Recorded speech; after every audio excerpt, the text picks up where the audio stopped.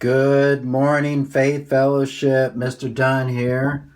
I'm coming to you from my office, and right now I'm looking at my screensaver on my computer. But I want to talk to you today about a sharp mind, your mind. I know our students here at Faith Fellowship have really sharp minds, but what does that mean? Well, let's start off our conversation about a sharp mind by asking our good friend Miss Google. Hey Google, what is the definition of a sharp mind?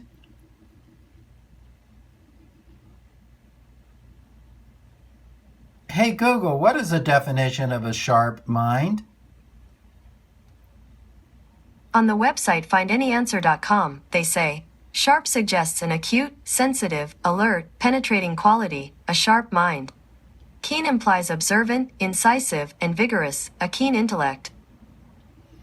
So one of the words that I liked about a sharp mind was the word observant.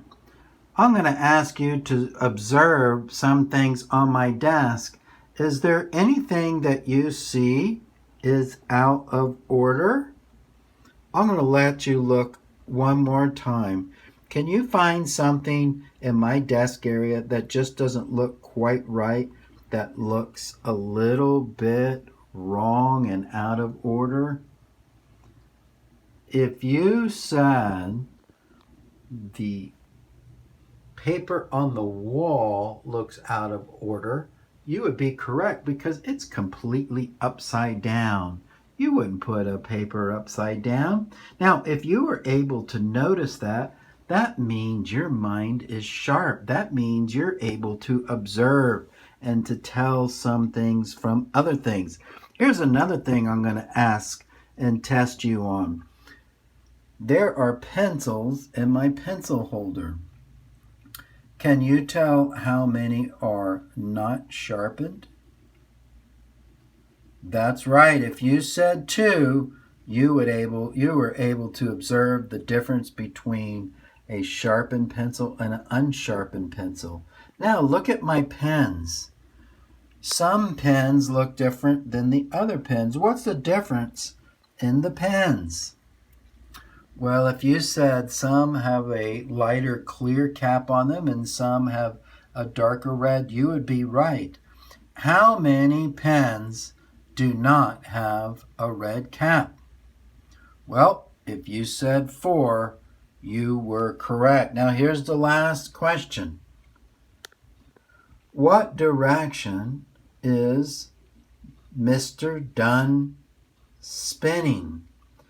Is it spinning from right to left? Or is it spinning from left to right?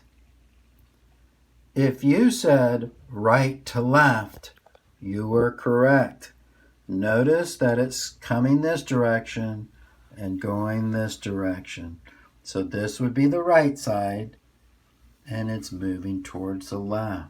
So those are all little fun type games that we can play to help sharpen our minds and to develop our mental skills.